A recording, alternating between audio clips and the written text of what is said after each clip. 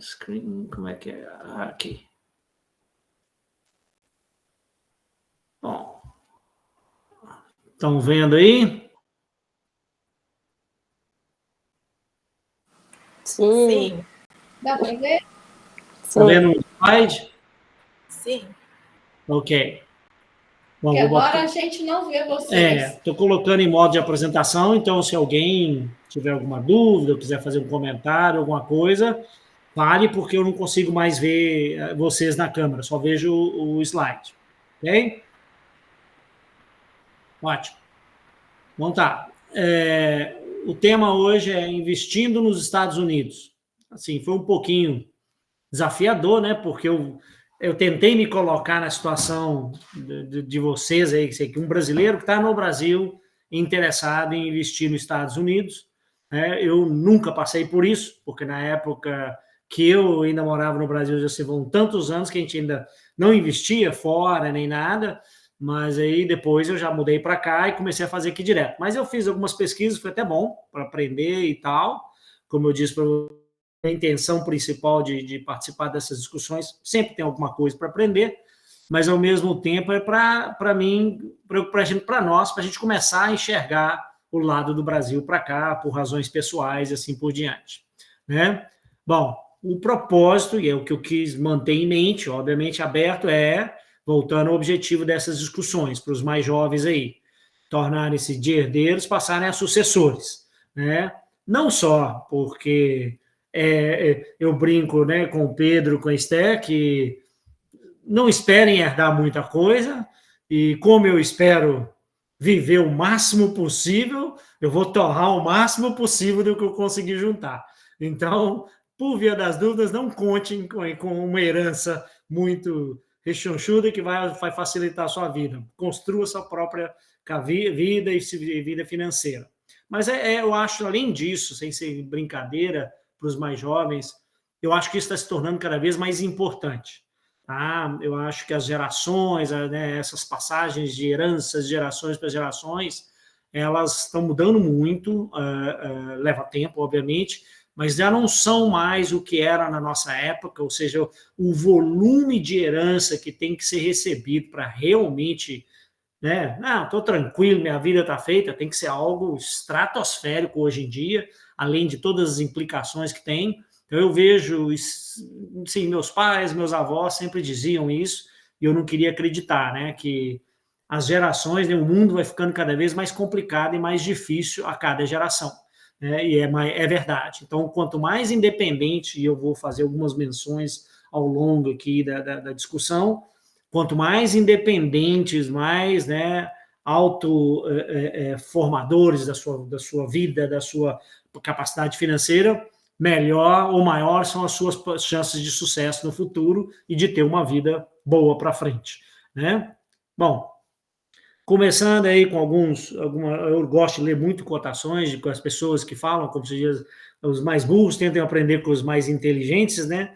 E aí, em função dessa parte do mundo, de investimento, essa abordagem que a gente está discutindo, Albert Einstein já falava, né? Você tem que aprender as regras do jogo e então você tem que jogá-las melhor do que qualquer outra pessoa, se você quer sair para frente, né? Sair em vantagem. E o Benjamin Franklin, um presidente americano, famoso, está na nota de $100 e tudo, né? Ele sempre falava, um investimento em conhecimento rende os melhores juros. Ele foi tido como um dos presidentes mais inteligentes, né, da história. Bom, todo mundo fala dos Estados Unidos, todo mundo tem essa visão, especialmente se alguém que nunca viveu aqui, nunca passou um bom tempo aqui, uma boa temporada, tem uma visão meio, né, diferente dos Estados Unidos e tal. E todo mundo categoriza os Estados Unidos, não, é o berço do capitalismo. Não é bem assim, mas é muito diferente. A cultura, a forma de pensar, o sistema é muito diferente, especialmente dos países latinos. Por isso, todo esse conflito, e hoje vocês estão vendo as políticas e todas essas coisas, é uma mentalidade, uma cultura muito, muito diferente. Né? E tudo isso vem de muito tempo. Eu dou uma visão rápida aqui para vocês entenderem. Primeiro, o que é o sistema, né, o capitalismo? Isso é a definição do FMI, né, um sistema econômico no qual indivíduos possuem e controlam propriedades, de acordo com seus interesses. E as forças de oferta e demanda livremente definem preços no mercado de forma a servir os melhores interesses da sociedade. Óbvio, essa última parte a gente sabe muito bem que não funciona dessa maneira, né? Livremente, essas forças de oferta e demanda muitas vezes são manipuladas. Nós estamos vendo aí as tarifas, as brigas de comércio internacional, isso nada mais é que manipulação de mercado, tentar levar vantagem de um lado do outro e servir interesse da sociedade, cada vez mais complicado isso. Mas o pilar fundamental do capitalismo é a propriedade privada, é esse direito à propriedade privada e a motivação de lucratividade, de fazer investimentos, de ganhar dinheiro, né, de ter uma vida independente. Esse é o pilar principal. E nós vivemos no sistema capitalista. Hoje, cada vez menos, eu tive uma experiência muitos anos atrás, a gente tem essa visão, e todo mundo, nossa visão do mundo é muito distorcida. A primeira vez que eu fui na China, eu fui lá e achando, esperando, um país comunista, tudo controlado, é tão moderno, tão avançado quanto qualquer país, inclusive Estados Unidos. Né? E eu conversava, fiz vários amigos, conversando com eles, perguntava para eles, e eles me falavam, Marcos, o maior capitalista do nosso sistema é o nosso próprio governo.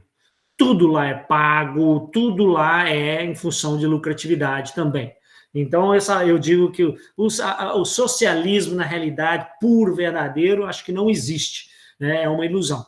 Bom, mas todo mundo fala do capitalismo. O capitalismo, esse sistema foi idealizado na Grã-Bretanha, na realidade. E o pai do capitalismo é atribuído, né, a Adam Smith, né, que viveu nos anos 1700.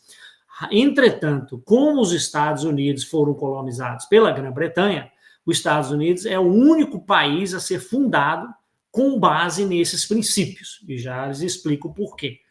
Rapidamente que olhando, esse é o mapa dos Estados Unidos, a minha forma de definir como os Estados Unidos, por que os Estados Unidos é diferente, eu digo, é porque a descoberta foi acidental, mas a colonização foi intencional, né? Por quê? A descoberta acidental foi por Cristóvão Colombo, descobriu as Américas, né? E ele não era bobo, onde que ele foi parar? Ele parou nas Bahamas, né? Foi ali que ele chegou para descobrir as Américas. Foi em 1492, 1500, né? Mas em 1600, no começo do século de 1600, a Inglaterra manda uma missão para os Estados Unidos, que se chamava Virginia Company of London. Ou seja, a Inglaterra já tinha uma visão empresarial. Ela montou um grupo de empresários para controlar a colonização dos Estados Unidos. E eles vieram para a Virgínia, por isso o nome do primeiro estado que tem o asterisco aí é o estado da Virgínia, né? E foi aí que começou a colonização dos Estados Unidos. O objetivo deles era vir para implementar indústria, para desenvolver, para expandir a Inglaterra para este lado de cá. Né? Não era só colonizar e extrair, era vir e desenvolver. Isso foi alastrando ao longo da costa e viraram 13 colônias que em 1776, né, teve uma revolução, se independizaram e formaram os Estados Unidos. Daí vem Estados Unidos. Cada estado era uma colônia, virou estado e assim por diante. Depois, com o tempo, foi avançando para o lado oeste. E aí foi a evolução dos Estados Unidos.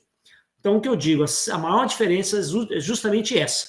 Se a gente olhar do México para baixo, que foi tudo colonizado por Espanha e Portugal, foi uma colonização que eu chamo exploratória ou extrativista, né? Enquanto a colonização inglesa dos Estados Unidos foi desenvolvimento, foi criar ou expandir a parte econômica da Inglaterra, né? Bom, só para vocês entenderem o porquê. A coisa começa muito atrás e eu sempre gosto de entender o contexto das coisas.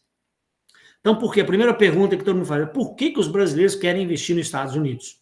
Né? Existem várias razões. A primeira, que sempre passa na cabeça de todo mundo, é evitar riscos locais. É o que a gente chama o risco Brasil. Né? E, basicamente, é a instabilidade macroeconômica, que o Luciano já discutiu todas as semanas anteriores.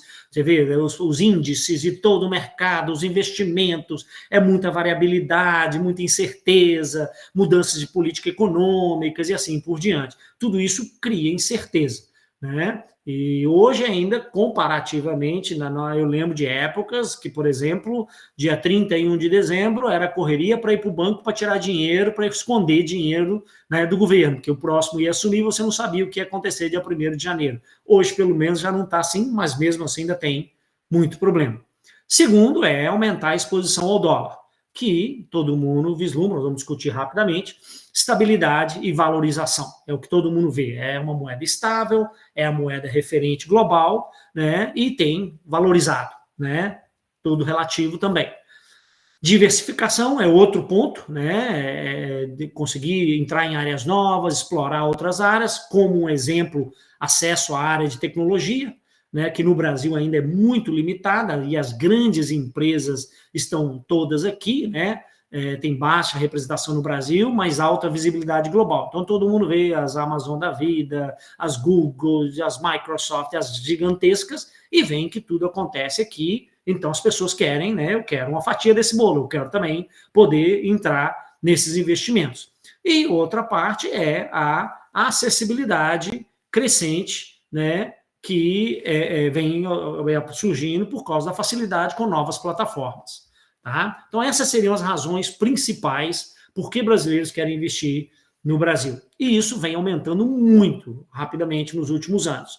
Eu digo até poucos anos atrás, nem tantos assim, o negócio era comprar dólar e esconder debaixo do colchão. Né? Todo mundo queria ter dólar escondido, que era com a forma de se proteger sua moeda, seu dinheiro, e guardar, né, escondido, porque você não podia declarar, não queria que ninguém soubesse, era o que acontecia. Hoje em dia você consegue movimentar dinheiro de um país para o outro, você não precisa esconder mais debaixo do colchão. Né? Só nos últimos 5 anos, andei vendo algumas estatísticas, a movimentação, a saída de reais para os Estados Unidos aumentou em 292%. Né? Só em 2024, 24,3 bilhões de dólares deixaram o Brasil. Né? Maior fluxo desde 2008, né? Que saiu do Brasil para vir para os Estados Unidos. Pessoas, empresas, todo mundo tirando dinheiro, mandando para os Estados Unidos. Né? Como eu disse para vocês, aí as plataformas, né? Hoje facilitou muito. Eu andei fazendo uma pesquisa e tem um mundo de plataformas novas. Essas são as mais bem ranqueadas que eu encontrei em vários sites, várias pesquisas que eu fiz. Essas são as mais populares, mais confiáveis, mais bem populadas. E eu tenho visto, cada vez que eu vou ao Brasil, o nome de várias delas. Eu nunca trabalhei com nenhuma delas, né? Não são da minha época, mas eu vejo várias delas propagandas quando eu vou ao Brasil. Né? A Nomad, a Inter, a XP, a Avenue, a C6, né? A BTG, a Interactive, a Vest, são as maiores e mais bem conceituadas. Eu tenho olhado, inclusive, porque algumas delas, e eu tenho olhado a C6 especificamente, porque ela tem uma grande participação, um dos grandes donos, né, os sócios dela, é o JP Morgan Chase, que é um dos maiores, se não for o maior banco dos Estados Unidos. Então, você vê que eles já estão começando a enxergar essa possibilidade. Né? Então, essas plataformas, eu tentei colocar informação aqui, que os mais jovens depois, se quiserem revisar, olhar, ter ideias, eles têm essa informação na mão, depois você pode entrar nos websites dessas plataformas e ver, a maioria oferece até contas sem taxas, e aí cada uma tem suas vantagens e desvantagens. Achei que não valia a pena gastar muito tempo discutindo isso aqui. Alguma dúvida? Alguma dúvida? Um break. Acho que não. Tranquilo, tá tudo bem. Então tá. Então vamos. Muita gente pensa, vou investir nos Estados Unidos, eu vou ganhar dobrado, vou ganhar duplo. Como assim? Já perguntei para brasileiros. Não, eu ganho na hora que eu converto a minha moeda de reais para dólar e o dólar valoriza, e além disso eu ganho porque a Bolsa de Valores dos Estados Unidos sobe muito mais que a Bolsa brasileira. Eu digo sim e não. Tá? Tem que tomar muito cuidado. Inclusive, acho que eu não incluí aqui, mas eu posso compartilhar para vocês depois uns videozinhos legais que encontrei no YouTube, e eles mostrando alguns erros de conceitos ou besteiras que as pessoas fazem pensando nisso. Não, uma vez que eu botar meu dinheiro em dólar, investir no Brasil, eu não preciso mais me preocupar, porque eu vou estar sempre ganhando mais. Não é verdade. Mercados são cíclicos em todo lugar, e além disso, essa ciclicidade dos mercados não é sincronizada. Então, eles dão exemplos, inclusive, de um João que tinha dinheiro e botou o dinheiro aqui, investiu, e a bolsa rende em média tantos %, e isso vai me garantir o resto da vida. Bom, ele pegou uma fase de a inflação acelerada no Brasil, e entre taxas e discrepância entre ganhos e inflação, ele acabou perdendo dinheiro nessa história, teve que reverter a estratégia dele. Então, assim, não é dizer que não vale a pena, é mais um componente do seu portfólio, que o Luciano já mencionou e que vai discutir, né? Mas não é achar que essa é a receita do sucesso. Compra dólar ou põe no dinheiro no mercado americano e vive de administrar isso e acabou. Não é tão simples assim, né? Alguns exemplos, né? Sim, o dólar tem valorizado, mas obviamente ele muda, ele tem estado num patamar alto, mas nem sempre foi assim, né? Mas hoje vocês olham os últimos 10 anos, desde 2015 a 2025, o dólar tem a sua oscilação, tem períodos de queda, mas tem períodos de alta. Isso acontece, mas a longo prazo. Essa é a parte da mentalidade que as pessoas têm que entender. Investimento é longo prazo. Esse negócio de tentar ganhar dinheiro em investimento a curto prazo ou rapidamente, isso já é cassino, é jogo, né? Não é bem assim, tem que ter toda uma estratégia que nós vamos discutir aqui hoje. Então, nos últimos 10 anos, por exemplo, o que aconteceu entre o dólar em relação ao real? Ele valorizou 100,5%, né? Quando nós viemos, inclusive, o dólar ainda era mais baixo ainda, tá? Então, tem suas épocas de valorização e não. Mas tem que acompanhar isso muito bem, tem muitas plataformas que oferecem isso.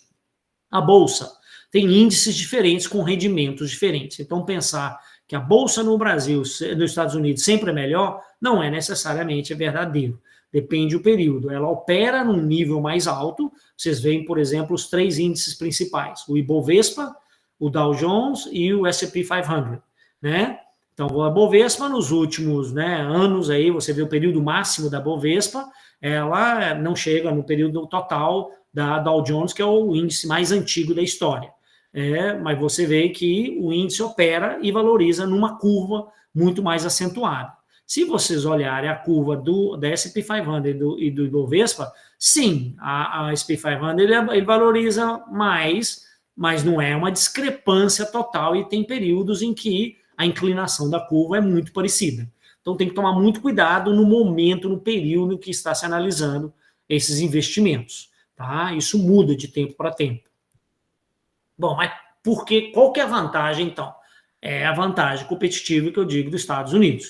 Os Estados Unidos têm uma vantagem competitiva, que é a estabilidade, o que leva à previsibilidade.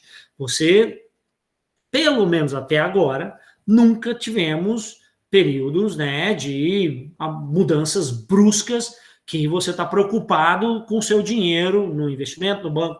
Caiu o investimento, deixa quieto lá, que ele vai continuar subindo. É a história, por exemplo, dos índices, né? Todo mundo fala, e nós vamos mencionar aqui algumas vezes, que as pessoas falam, põe no índice americano e esquece, vai valorizar. Lembre-se, tudo isso é baseado no passado.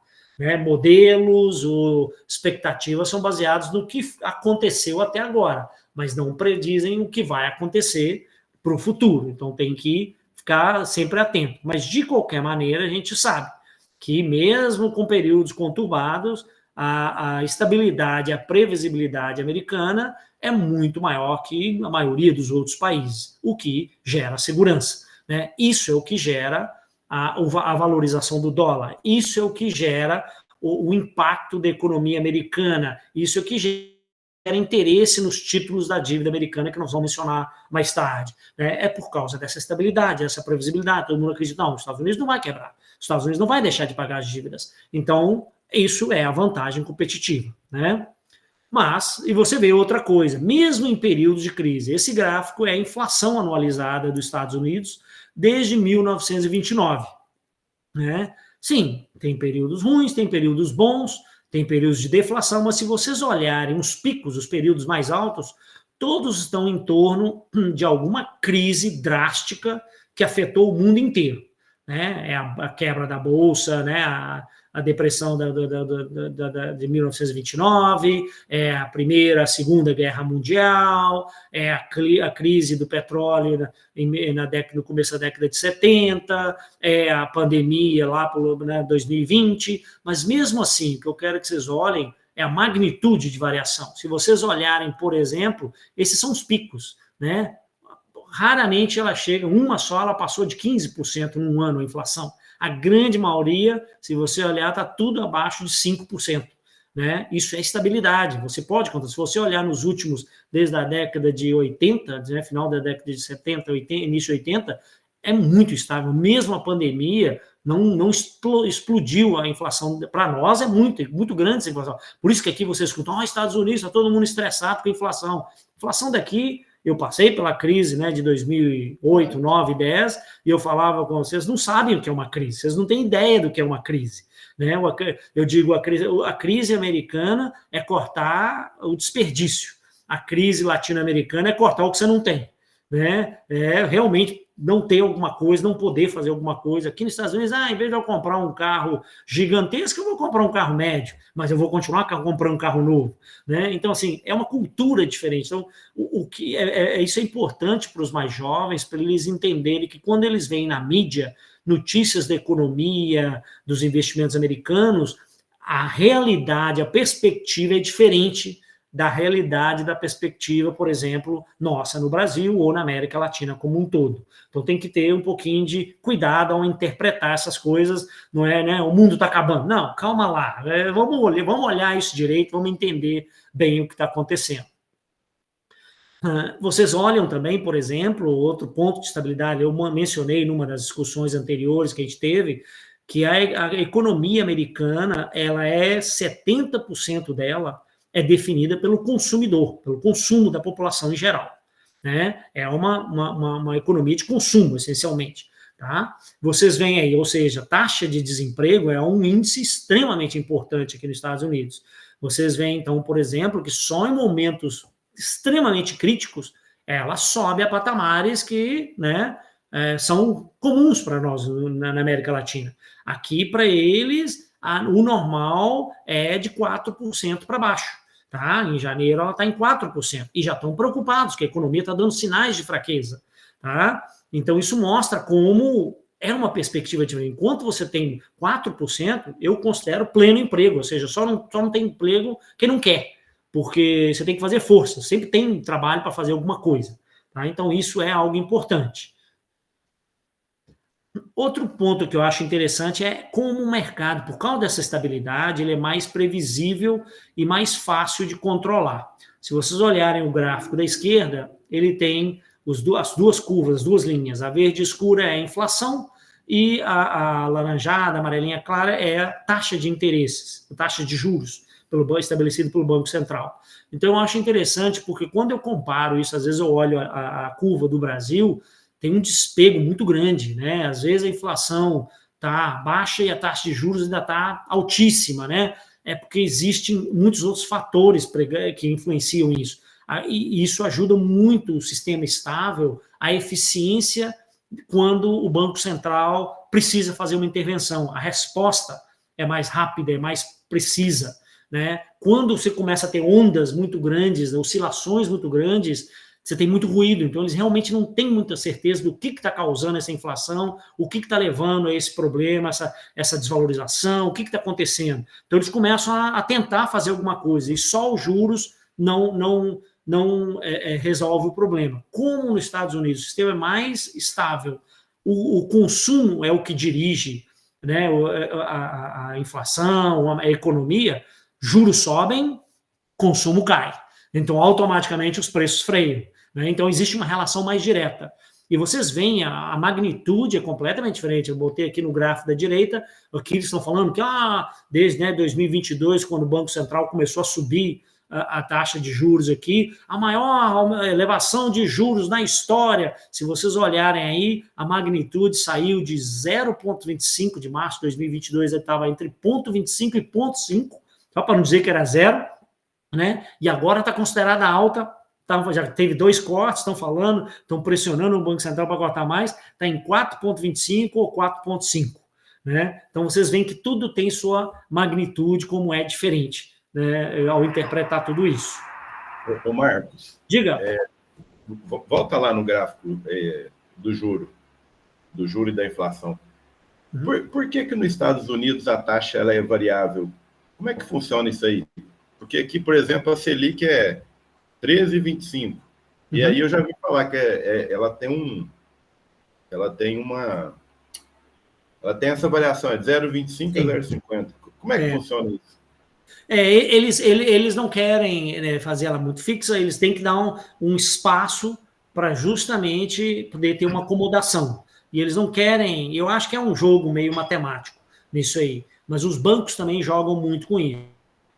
Um fator muito importante aqui, lembre-se, o Banco Central, vamos dizer assim, o Treasury, ele é independente do governo, né? E o diretor fica, por exemplo, o diretor de agora, ele entrou no primeiro mandato do Trump e ainda está aí, entendeu? Ele não responde ao presidente, ele não tem influência direta da política.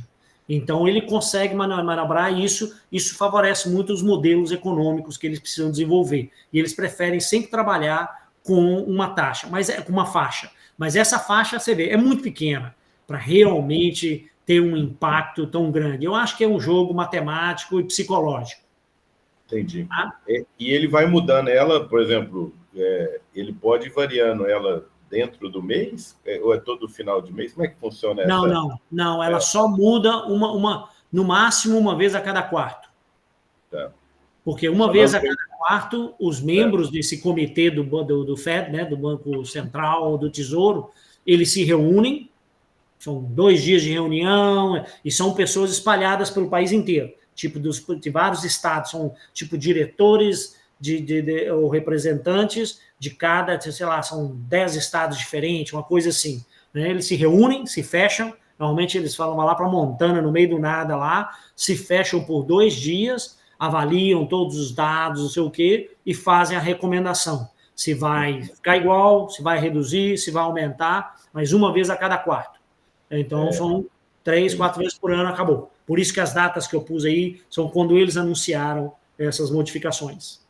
E quem indica o presidente do Banco Central também é o presidente, ou não? É o presidente, mas ele já sabe que ele não tem autonomia para tirar ele.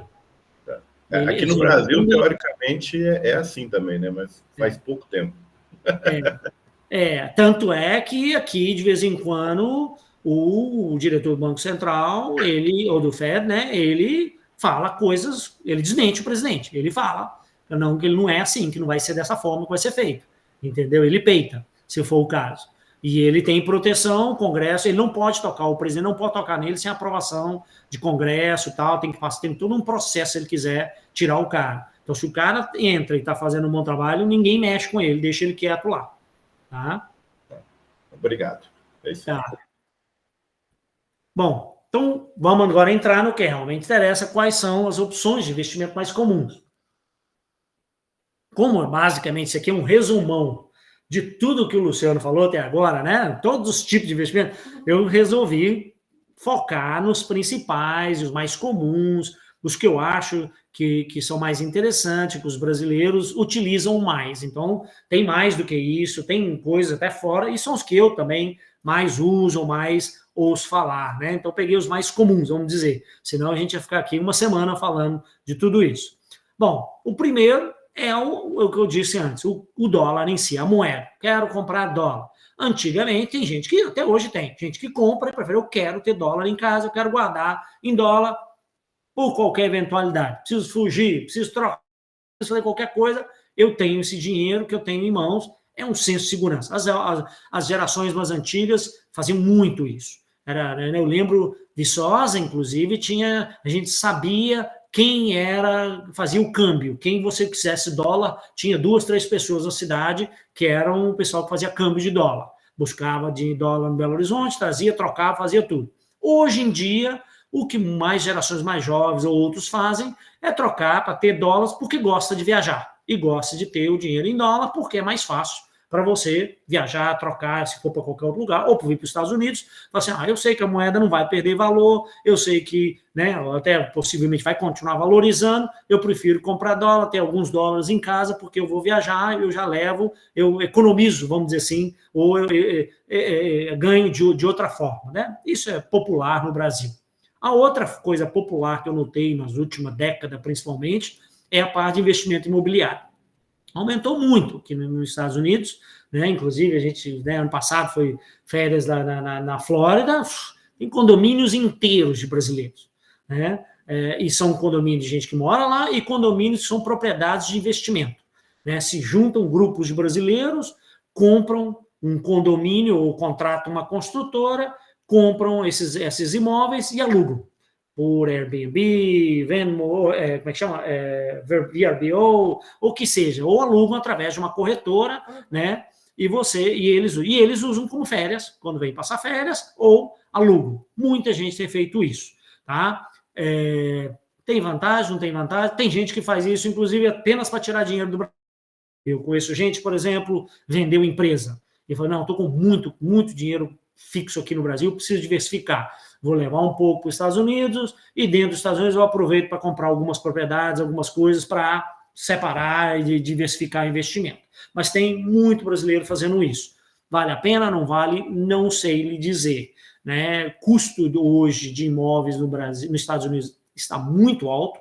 Os imóveis valorizaram demais depois da pandemia e especialmente Flórida, eu te digo, é um dos lugares mais caros para você manter imóveis. Só de seguros que vai ir, impostos que vai pagar lá por causa dos furacões e tudo, é absurdo. Tem gente que paga mais de seguro do que prestação do imóvel, né? Porque as seguradoras não querem mais trabalhar na Flórida, porque todo ano tem 3, 4 furacões que eles perdem dinheiro, eles têm que arrumar, pagar tudo. Mas, ainda assim, se encontra muito brasileiro que tem imóveis na Flórida, especialmente, mas também em outros lugares dos Estados Unidos. Bom, aí mais no que a gente realmente pensa aqui, as plataformas, né? Quando eu quero investir nessas plataformas, que eu já mencionei antes, né, eu tenho opções, é mais a parte de investimento, vamos chamar assim, financeiro mesmo, não quero comprar imóveis, não é? O meu negócio é investir dentro do sistema americano, usando essas plataformas, essas ferramentas de acesso que eu tenho aqui. Então, o mais comum aqui nos bancos... Diga. Só uma dúvida. As plataformas de investimento, aí para vocês, elas são de fácil acesso igual elas são para a gente aqui? Tipo assim, todos os bancos geralmente têm acesso a investimentos em bolsa ou não? São aplicativos diferentes? Sim, aqui não. Aqui todo banco tem, oferece. Alguns te cobram, outros não. Até uns anos atrás, obviamente, era para os clientes premiums, né? Coisa assim. Hoje já está se popularizando, porque já apareceram muitas plataformas de graça.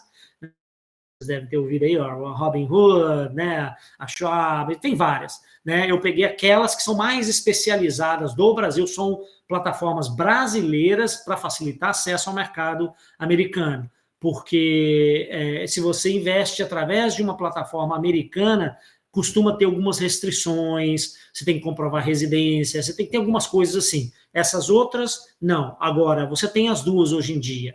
Banco, eu uso, por exemplo, a plataforma dos meus bancos. Eu tenho 2 bancos que eu trabalho com eles e eles me dão acesso à plataforma de investimento de graça, eu não pago nada. Né? Mas é muito fácil, você faz um download de um app hoje, entra num app, se cadastra, conecta ele com uma conta do seu banco e passa a funcionar como uma plataforma de investimento. E pelo que eu vi das plataformas no Brasil, são assim também. Tá? Muitas dessas plataformas, ou elas têm contas que você pode abrir nelas mesmas, nas próprias plataformas, elas começam a querer, né, também movimentar seu próprio, ter volume de cash, tudo, ou plataformas nas quais conectam com o seu banco, né, e você puxa e traz dinheiro de um lado, transfere dinheiro de um lado para o outro. E pelo que eu entendi, muitas dessas brasileiras são de graça também, eles não cobram, algumas cobram uma taxa, outras não. Tem vários, como eu disse, tem vários websites que te mostram planilhas inteiras comparando quais são as vantagens e desvantagens de cada uma delas. Tá bom? Entendi, obrigado. Mas o acesso, o investimento, pelo que eu entendi, é exatamente como se eu estivesse aqui usando o app do meu banco e fazendo investimento, é você no Brasil fazendo investimento através de uma dessas plataformas. O acesso é direto, em tempo real, tranquilo. Entendi, obrigado. Bom, uma opção que é tida como muito conservadora são os certificados de depósito, que se chama, né? A tradução aqui chama de CD, né? CD. E são contas num banco onde você basicamente... Porque aqui a poupança, que ela basicamente não existe. Aqui eles chamam de savings, seria economizar, né? Mas ela paga 0,000 alguma coisa e ninguém usa, basicamente. Tá? Então, para você ganhar alguma coisa, normalmente o certificado de depósito é o primeiro passo, que eu diria, para valer a pena. É uma conta, você já tem uma conta no banco, eu quero abrir uma conta de CD, de certificado de depósito. Você basicamente vai emprestar dinheiro para o banco, tá? E o banco vai te dar um prazo, por isso que ele é pré-fixado, baseado em um rendimento. Fala assim, ele rende anualizado 4 a 4,5% que eu tive vendo, são as melhores taxas que eu encontrei nesses últimos dias, tá? E você fala, tá bom, mas eu não vou precisar desse dinheiro por 18 meses, por exemplo, um ano e meio. Então tá, e eles vão te dar 4% ao ano, né? Você vai ganhar 1,5 vezes isso aí, porque você vai deixar um ano e meio. Você não pode retirar, você não tem penalidade, né? Mas se você precisar do dinheiro numa emergência, a penalidade é pequena. Normalmente não é muito grande, não. Ou seja, é um dinheiro que você não precisa, mas quer ter acesso se precisar em algum momento, por alguma emergência, você põe ele lá, pelo menos ele não está parado na sua conta e está rendendo alguma coisa. Hoje, como eu disse para vocês, né, em função da taxa de juros, um rendimento de 4 a 4,5% é um rendimento bom para a economia americana, né? E normalmente os CDs em bancos cooperativos, no Brasil eu lembro que tinha também as cooperativas, né, de banco e tudo, elas têm certos incentivos fiscais do governo, costumam ter uns pontinhos de retorno melhor, tá? Então, assim, é um investimento bem tradicional, bem seguro, para um dinheiro que você tem parado lá, você preciso botar esse dinheiro ali para não deixar perder, né? Vou botar, como eu digo sempre aqui para a Lu, para os meus meninos, dinheiro parado no banco, você está perdendo dinheiro, porque a inflação, o custo está sempre subindo. Então, como eu me protejo? Eu não quero investir, travar esse dinheiro, mas eu quero, pelo menos, que ele mantenha a maior parte do seu valor, é uma opção para o dia a dia daqui, tá?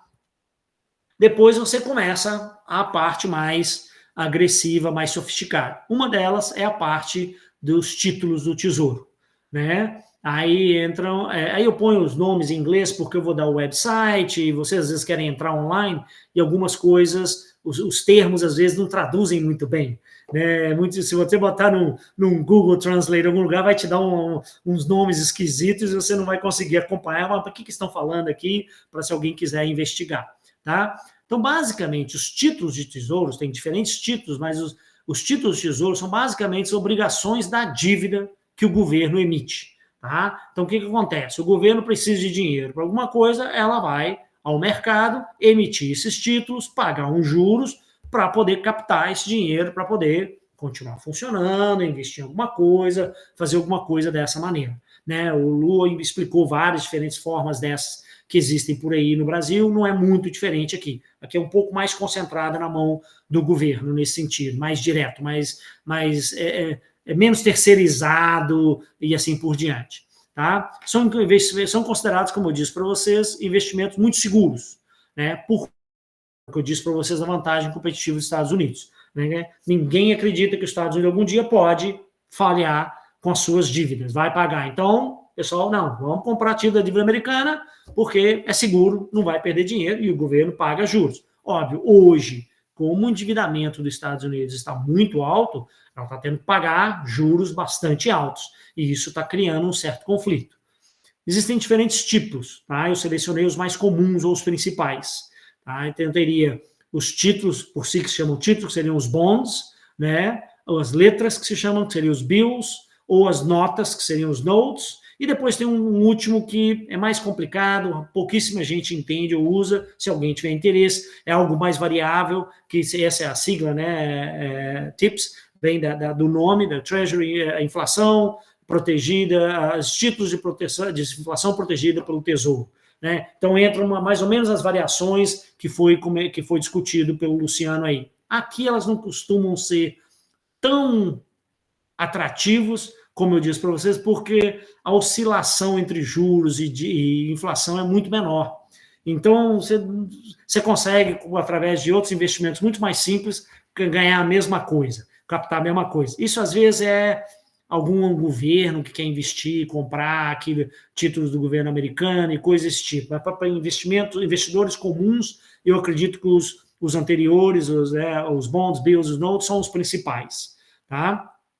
Existem várias opções, também, de novo, bancos oferecem acesso e corretoras, mas eles são intermediários. Na maioria das vezes, tem alguma taxa de manutenção, tem alguma taxa que eles vão te cobrar em cima disso.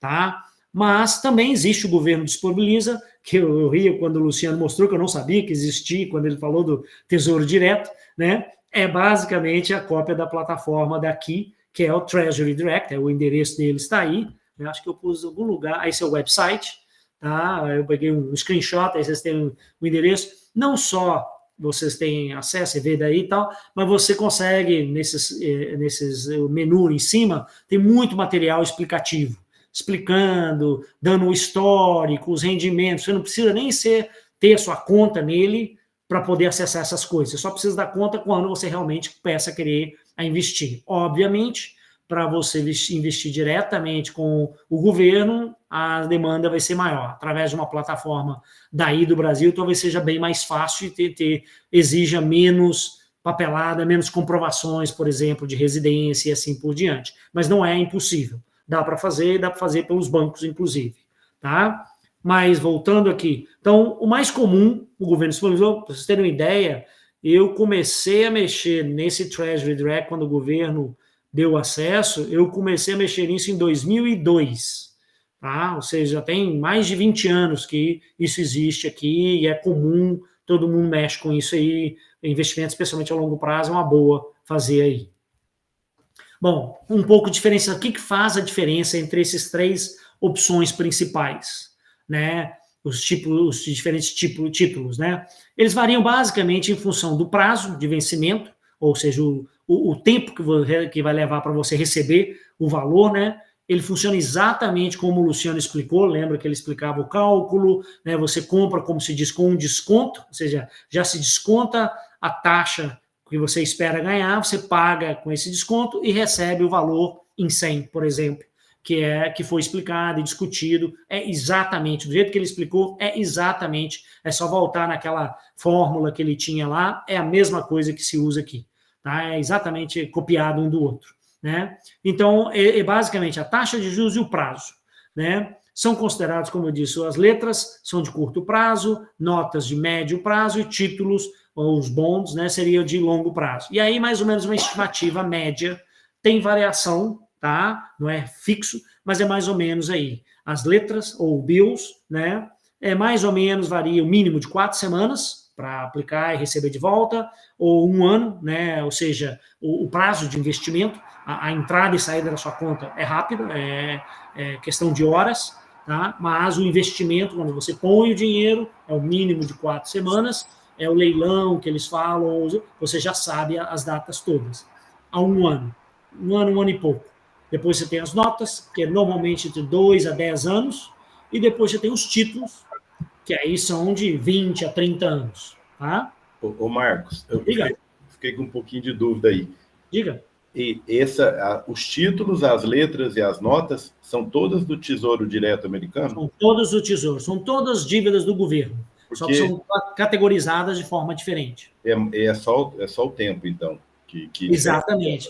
Então, por exemplo, até para o governo, né? O governo precisa ou quer fazer investimentos de curto prazo, ele normalmente vai emitir letras ou notas.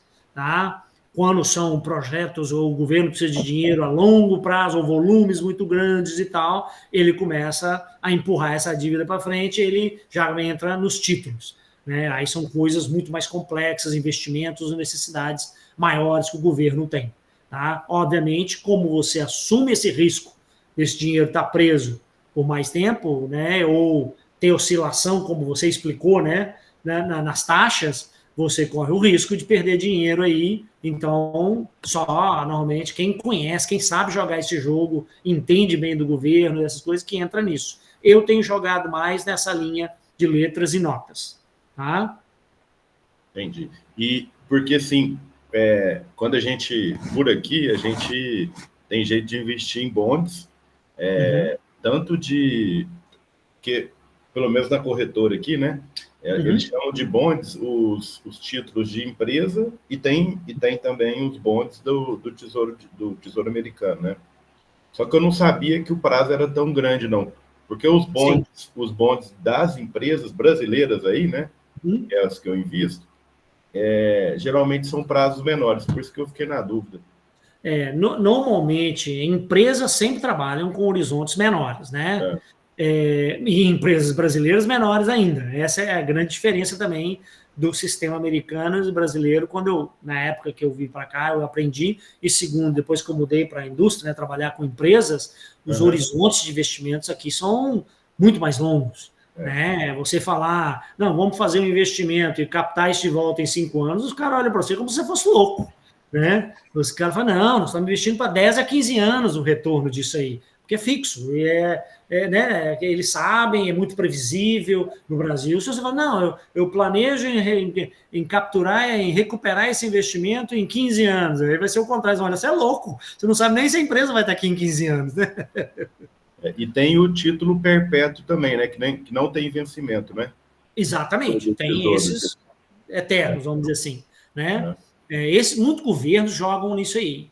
Né? Mas é mais ou menos o governo que faz essa dívida, ela precisa desse dinheiro para continuar girando a máquina, que é o que está acontecendo com os Estados Unidos hoje. A dívida dele é muito grande.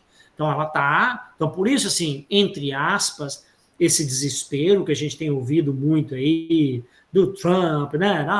Eles fazem muito barulho, muita coisa, mas na realidade é uma pressão que já vem acontecendo há muito tempo, que não dá para ficar gastando do jeito que os Estados Unidos estava gastando. Tem uma necessidade de dar uma enxugada e tudo. O problema é como eles estão fazendo. Aí é outra história. Mas a ideia não está errada, o problema é como está sendo feito. Aí vamos ver o que vai acontecer. Mas isso já vinha sendo debatido no Congresso, e a pressão nos políticos e tudo, que não tem como, os economistas já vinham alertando, não dá para continuar com essa dívida e tudo, e se a inflação voltar, os juros vão ter que subir, aí o custo dessa dívida vai ficar muito alto. Então, assim, o Trump entrou e botou lá. O problema que o pessoal está falando, né, que eu vejo eles estão tentando administrar ou ajeitar a situação, corrigir a situação, da mesma forma que você faria numa empresa privada, onde você tem total controle de tudo. E aí a grande dúvida vai funcionar num governo, num país onde o sistema é muito mais complexo, e quais vão ser os danos colaterais? Esse é que é a grande incógnita hoje aqui na economia americana, que tem que fazer alguma coisa, tem que fazer. Do jeito que eles estão fazendo, vai gerar o quê? Vai resolver ou vai complicar mais a situação? Tempo dirá. E eles são todos pré-fixados, né? Todos pré-fixados, exatamente. Exatamente como você descreveu, você já compra, já sabe, igual era descontado, ou seja, de 100, se você vai ganhar 5%, você vai pagar 95% e assim por diante. Você vai entregar e recebe o valor total, e assim por diante. E você paga a tributação sendo americano de quanto? 15%? Você, nesses aqui, nos bons, não, você não paga a tributação. Ah, é? É livre? É livre. Para nós, pelo menos aqui, é livre de tributação. Por enquanto. Por enquanto. Aqui é tudo por enquanto também. Então, estamos aprendendo com os brasileiros. Obrigado. Tranquilo. Bom, aí o website que eu falei, deixei para vocês verem, aí vocês entrarem online, vocês veem, não, essa é a página, está certa, e vocês podem clicar em várias, tem muita explicação, como é que funciona, exemplos e tal, é interessante, mas pelo que eu vi, né, segue muito o modelo daí parece que foi copiado aqui, porque até onde eu me lembro, aí não existia isso até muitos anos atrás, mas é do governo a plataforma, e assim, tanto é que vocês veem a terminação, né, treasurydebt.gov, né, do governo americano. Bom, aí tem os fundos, né? Aí a outra parte de investimento seriam os fundos. Bom, o que são os fundos, né? Os dois mais comuns são os fundos aqui. Eu fiz a tradução porque eu não sei se é dessa maneira. A gente chama de mutual funds. Aqui na tabelinha embaixo eu deixei o nome em inglês e português para vocês verem, se quiserem olhar online, se a tradução não estiver bem feita. os fundos mútuos e os fundos negociados na Bolsa. São os famosos ETFs que nós já mencionamos algumas vezes. Né? Basicamente, ETF vem da tradução, né, da tradução do inglês. Tá? Mas são opções de investimento. O que são os fundos, de uma forma geral? Nós já vimos, é um pool de dinheiro. É todo mundo, um grupo põe o dinheiro todo junto numa sacola, numa bacia, e vamos investir em grande volume, assim por diante. Obviamente, alguém que vai manejar isso, vai administrar isso, tá? E aí tem diferentes formas das quais eles ganham dinheiro, através de taxas ou através dos ganhos, dos spreads e assim por diante. Isso aí depende do modelo que eu estou fazendo. Mas a grande vantagem desses é a diversificação, que leva a um menor risco. Tá? Se vocês observarem, eu estou tentando ir numa sequência. Então, desde o investimento tradicional de comprar dólar e guardar, investir em imóveis, investir em CD, né? Que é uma conta de banco, uma poupança pré-fixada e tal, né? Com prazo e rendimento. Depois tem bônus e títulos do governo, né? E agora já entra mais na parte do dia a dia das plataformas, das bolsas, no trocar, comprar, vender e assim por diante. Tá? Então, eu estou tentando ir dos mais simples para os mais complexos. Então, quando a gente fala aqui desses dois fundos, dos fundos, o Mutual Funds, ou fundos mútuos, é o ponto de começo para quem é o calouro, vamos dizer assim. Quando não sabe, eu lembro quando eu cheguei aqui, queria começar a entender de investimento, e conversando com os amigos mais velhos que entendiam, eles falaram, olha, eu te recomendo você começar nos Mutual Funds. Vai te custar um pouquinho mais, às vezes, no custo, na taxa, mas é mais seguro, até você ir aprendendo, e aí você começa a se atirar para os ETFs, e depois você passa para os estoques, assim por diante. É mais ou menos uma progressão natural, tá? Os fundos, a diferenciação, tentei fazer uma tabelinha para ficar, a negociação, né, ou o trading dos fundos mútuos é uma vez por dia, ou seja, tem um preço por dia, e normalmente esse preço é determinado após o fechamento do mercado financeiro, porque vai depender da composição que pode ser alterada pelo administrador do fundo, né? E aí ele te dá o valor final. Senão ele não tem como, é uma equação matemática com um monte de diferentes componentes, eles não têm como te dar a cotação minuto a minuto, ou segundo a segundo, né?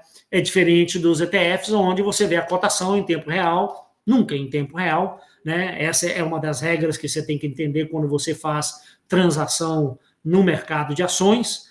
Existe um delay, normalmente a maior parte dos bancos aqui, eles informam que é um delay de 15 a 20 minutos, tá? A cotação que você vê quando você compra, ela já tem um delay de 15 a 20 minutos, e você está competindo com investidores profissionais, que são computadores que fazem transações em milissegundos. Tá? Então, cuidado em acreditar e achar que eu vou ganhar mais do que... É outro jogo, é um jogo completamente diferente. Tá?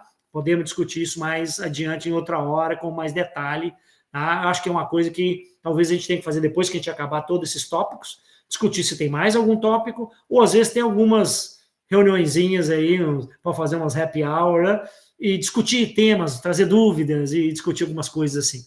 Bom, a administração do fundo do mútuo é ativo, né? Ou seja, ele pode mudar e tem alguém manipulando ele o tempo todo, e o ETF normalmente é meio passivo, ele ajusta com o tempo, mas ele tem um objetivo de seguir um índice, seguir um parâmetro, seguir alguma coisa, tá? O custo, e é mais em resposta, em função da resposta da valorização dos componentes do ETF, enquanto os mutual funds eles têm um objetivo específico e tendem a focar em áreas específicas. O custo tende a ser maior, como eu mencionei nos mutual funds comparados aos ETFs, diferença pequena, mas tem umas taxas maiores. Imposto, se paga mais imposto nos mutual funds do que nos ETFs, porque os ETFs têm um risco maior, o governo quer estimular, esse dinheiro é um dinheiro direto nas empresas, no mercado, na economia, então o governo cobra menos imposto desse. No fundo, os mútuos normalmente requer um valor mínimo de investimento. A corretora que vai administrar, ou o banco, ou o que seja, requer, sei lá, você precisa X número de dinheiro para entrar, fazer parte desse fundo mútuo. Né? Enquanto nas ETFs, você compra qualquer coisa, até fração hoje em dia, tem plataformas que oferecem compra de frações, você não precisa comprar um valor unitário total, vamos dizer assim. De forma geral, os fundos mútuos são vistos como os mais conservadores mais seguros, por isso que eu botei entre aspas, né? Porque é meio relativo o conceito, tá? E os ETFs são mais flexíveis, mas são considerados mais arriscados, eles flutuam mais, vamos dizer assim. Só para vocês terem um parâmetro de comparação. Deixa eu ver se tem. Bom, uma coisa comum nesses fundos é investir em setores. Tá? Todo o mercado financeiro americano, ele tende a ser dividido em setores. Até a economia, a inflação, eles categorizam, sei que no Brasil faz também, não sei, não acompanho há muitos anos como é, mas esses setores são fixos. Tá? Então você vê, eu fiz a coluna da esquerda, eu pus em português, mas tem alguns termos que eu fiquei em dúvida, não sei se traduzem exatamente igual, então eu deixei a coluna em inglês, porque se alguém quiser entrar aqui, ver quais são, o que compõe, fazer pesquisa, estudar, se você entrar no Google, às vezes se ficar meio esquisito, você entra com um termo em inglês, com certeza é uma forma de praticar o inglês também, você encontra exatamente. Mas esses são os setores principais da economia, do mercado financeiro dos Estados Unidos. Setor de comunicação, bens de consumos que eles dividem entre consumo discricionários, ou seja, ao seu prazer. Não são essenciais, gasta se quiser, não tem necessidade. E aí tem os consumos básicos, que são coisas que você sabe que todo mundo vai consumir todo dia, mesmo se a economia estiver ruim, tende a ser um setor mais estável, porque, né, as pessoas precisam dessas necessidades básicas. Energia, finanças, saúde, indústria, manufatura, produção, quando fala indústria, tecnologia, né, de informação, tá? Materiais, commodities, tudo entra por aí, imóveis, né, a parte imobiliária, e de serviços públicos. Aqui, quando eles chamam de serviço público, não é serviço do governo, são as utilities aqui, por isso é um que eu não sabia muito bem como traduzir. As utilities aqui é tudo que você precisa, gás, água, eletricidade, tudo isso são as utilities. Tudo isso são empresas privadas, não são do Estado, não são nem do Estado, nem do governo federal, ninguém, são todas empresas privadas, é tudo privatizado, tá? Mas tem um setor que engloba todas essas empresas que oferecem esses serviços básicos, né, que a gente consome no dia a dia. Então, é o que o pessoal fala, na época de crise, né, o pessoal fala, por que eu queria definir? Porque aqui isso é muito, você vai ouvir falar muito, vocês começarem a ler, ou ver economistas fazendo avaliação da economia americana, se você começar a investir no mercado americano, vocês vão ouvir muitos economistas falando, olha, recomendamos que vocês mudem seus portfólios, né, está entrando em crise, vão para uma área mais conservadora, mais segura, vamos dizer assim. Normalmente é o quê? São bens de consumos básicos, serviços públicos e saúde. São 3 áreas que você não tem como viver em crise ou sem crise, você precisa, você tem que pagar suas contas de luz, água, todas essas empresas que fazem isso não vão quebrar, não vão estar ruim, porque vai ter, os moradores, os cidadãos vão continuar pagando, saúde, se você vai ficar doente, você vai ter que usar seu plano de saúde, você tem que ter plano de saúde, independente se está em crise ou não, e os consumos básicos, você vai continuar consumindo, são coisas básicas, como alimentos, coisas de necessidade de higiene pessoal, e tem categorias, vocês podem entrar na internet, vai te falar exatamente as coisas, mas é uma forma de recalibrar o portfólio. Épocas agora, por exemplo, todo mundo está muito pesado na indústria, na tecnologia, né? Porque toda a indústria de tecnologia. Bom, por aí tem uma oscilação, o pessoal começa a cair fora dessa e ir para outras áreas.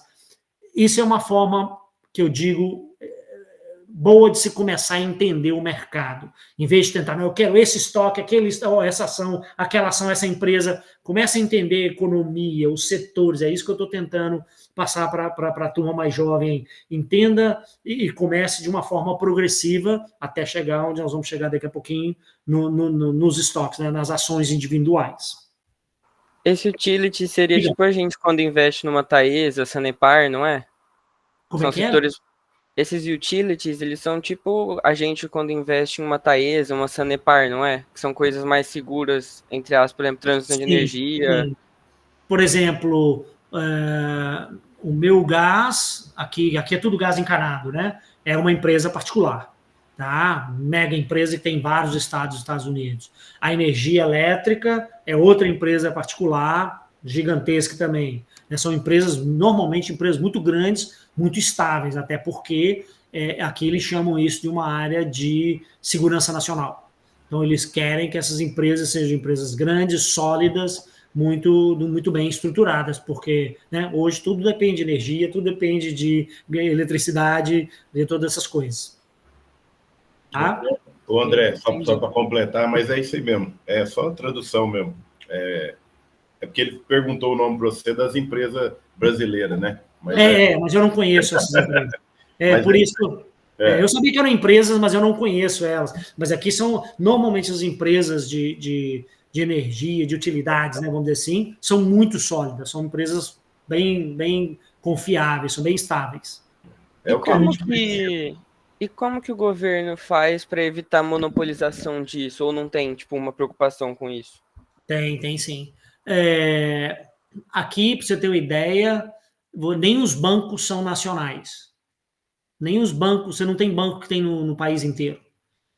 O Estado, a melhor forma de eu definir... Não tem um Banco do Brasil. Não tem. O Banco do Brasil é público, né, do governo. O Caixa Econômica Federal é do governo. Aqui não existe banco do governo.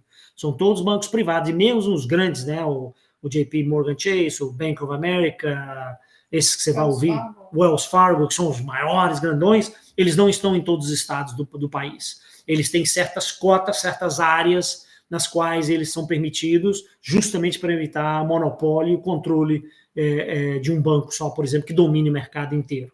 É uma forma de tentar diluir e manter a competitividade. Então, por exemplo, aqui eu uso muito o Wells Fargo. No estado que eu morava antes, em Indiana, não tinha o Wells Fargo. Eu não conseguia usar o Wells Fargo lá. Não tinha como. Então, assim, isso acontece.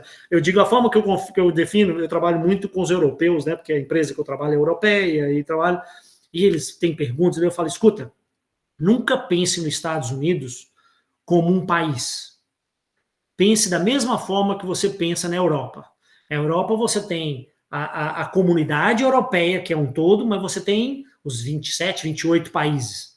Aqui você tem os Estados Unidos, porque são estados que foram unidos, e são 50 países diferentes. Até leis, tribunais, é tudo estadual, é tudo separado.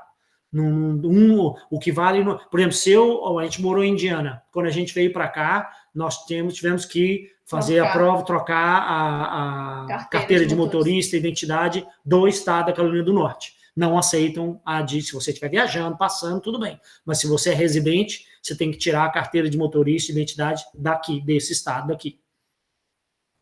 Então, tem isso até lá no escritório que eu trabalho, tem a esposa de um dos advogados, ela é advogada nos Estados Unidos.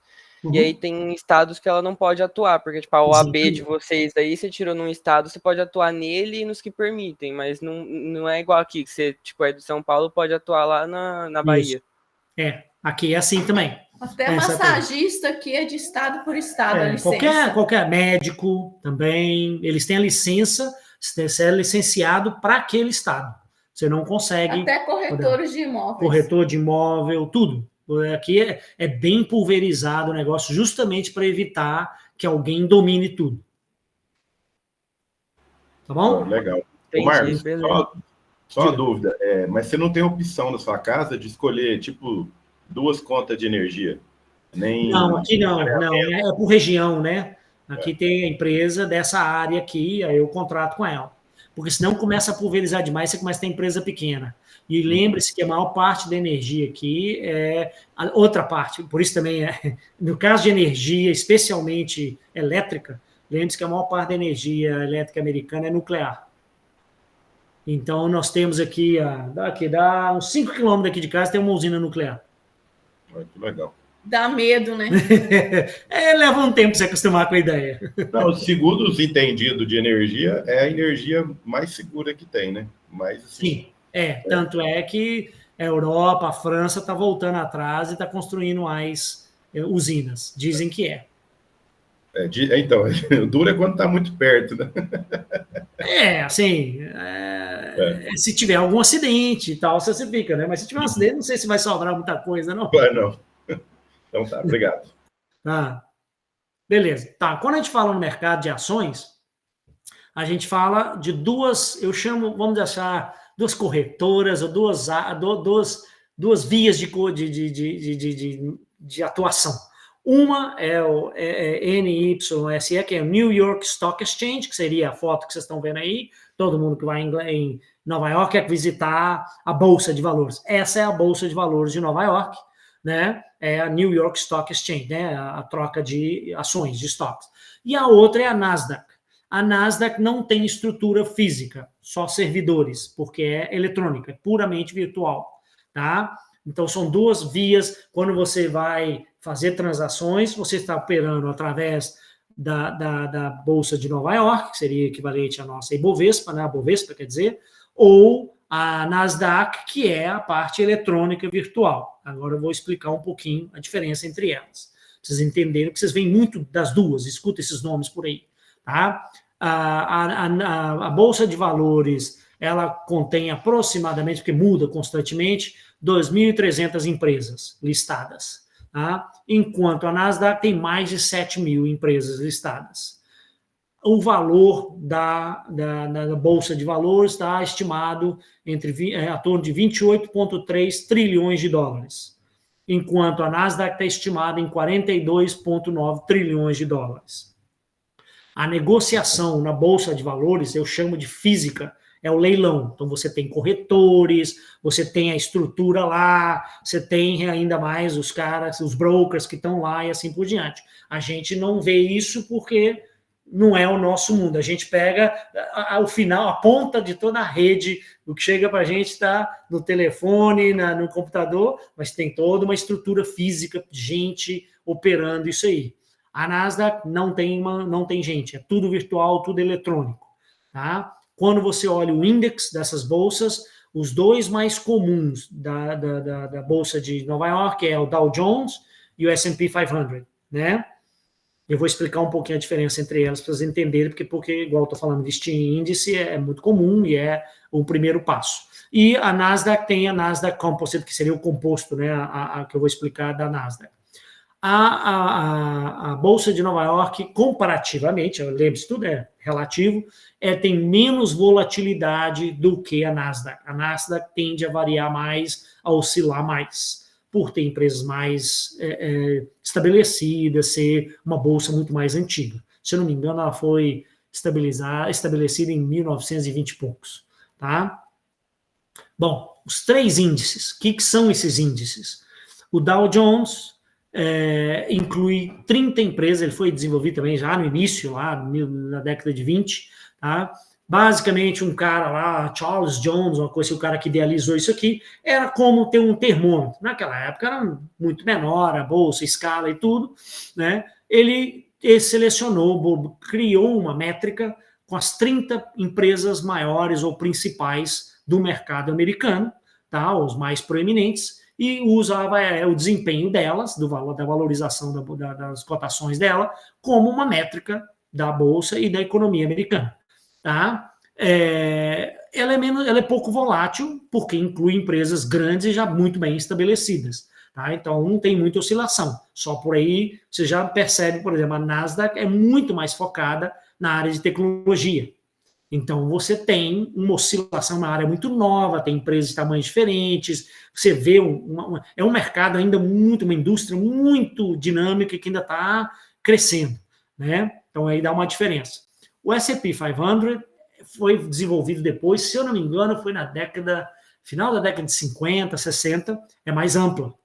Ela inclui as 500 maiores empresas, aí inclui todos os setores e tudo, da Bolsa, né? Aproximadamente 80% do valor total das empresas americanas está nessas 500 empresas. Então, quando você quer seguir a Bolsa, me levou um tempo, a gente sempre escuta mais o Dow Jones, ou pelo menos eu escutava muito mais o Dow Jones, eu achava que o Dow Jones era a métrica principal da economia americana. Não é.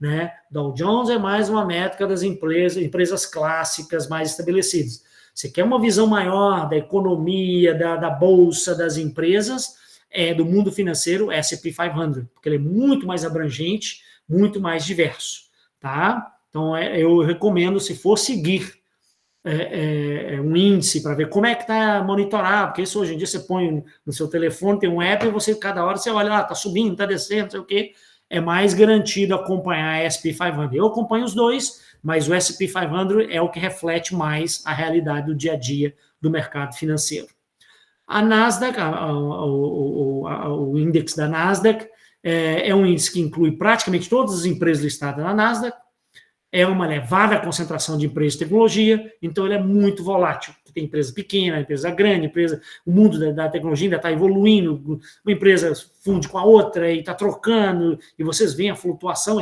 é um mundo muito, a parte da tecnologia ainda é muito, é uma grande discussão, né? Já houve a bolha da indústria de tecnologia aqui nos Estados Unidos, que explodiu aí na época, na 99, 2000, e eles estão falando que nós estamos em outra, que a valorização de alguma dessas empresas não tem muita lógica, é muito percepção. Então, não sei se isso é verdade ou não, mas é o mercado, como ela oscila mais, ela muda rapidamente.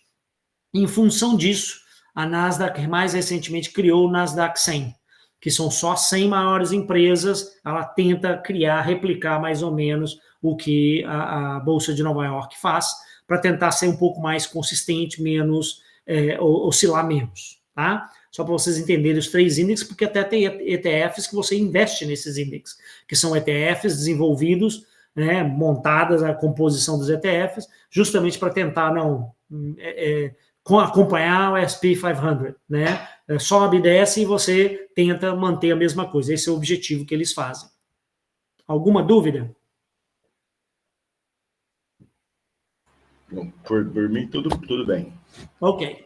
Bom, então entrando numa parte geral, o investindo em estoques, né, ou as ações, aqui chama de estoques, é mais complicado, mais complexo.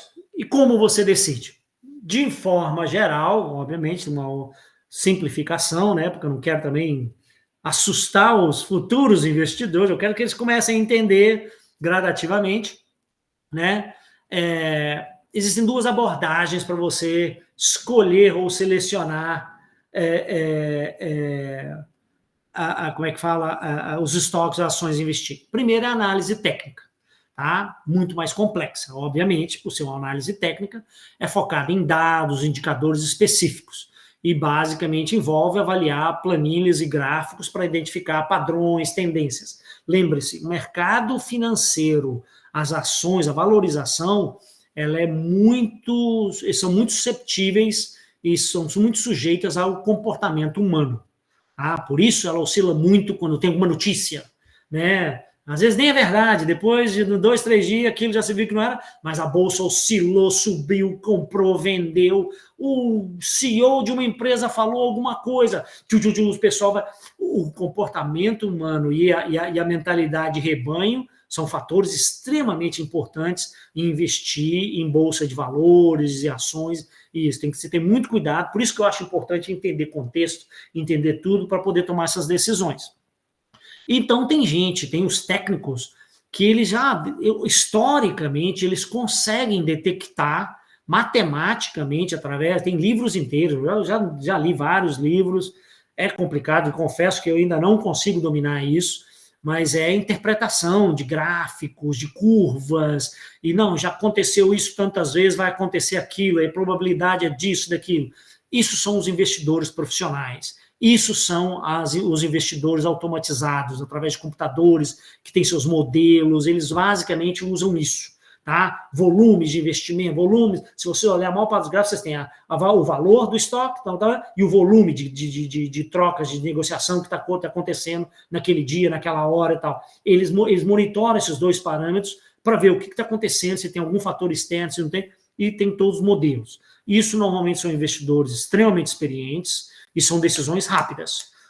Olhar um número, tomar decisão, comprar, vender, é pura e simplesmente matemática. Não existe estratégia emocional, visão de futuro, é a transação. É leilão, transação, é ali, entrar, sair, banco, blá, blá, ganhar dinheiro.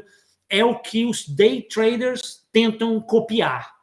Só que é impossível para uma pessoa, por isso a grande maioria, uma vez eu vi uma estatística, acho que mais de 80% dos day traders não consegue nem ganhar dos índices, né? Então é muito difícil, porque você está competindo, como eu disse para vocês, com profissionais extremamente treinados, experientes, que têm equipes inteiras atrás deles de matemáticos. Eu tenho um irmão que trabalhou muitos anos nessa área, o doutorado dele é nessa área. Eu lembro de ver, de chegar na casa dele, quando ele estava desenvolvendo os modelos de predição de mercado, de inflação, e botar os fatores todos lá, ele tinha que conectar 5 laptops para poder usar a memória deles todos, porque um só não dava conta de rodar os modelos matemáticos dele. Estou falando de anos e anos atrás. Tá? Então, são supercomputadores, são transações de milissegundos, não tem nem chance da gente querer competir nisso aí. Então, é algo, mas existe, é o que acontece. E de alguns índices, algumas coisas a gente pode aprender a fazer. Eu vou citar alguns exemplos aqui. A segunda análise mais comum, que é o que eu chamo a análise de fundamentos, que é mais o que eu chamo, né, um pouco mais próximo da nossa realidade. É focada na empresa. Então, assim, na anterior, na análise técnica, é focada em números, no valor, no estoque, no comportamento e nas curvas. Essa aqui foca mais na empresa e no mercado. Então, existe uma contextualização. Tudo isso que eu estou contando para vocês aqui hoje. É como você tem que pensar, você tem que estudar, você tem que ler, você tem que estar bem informado.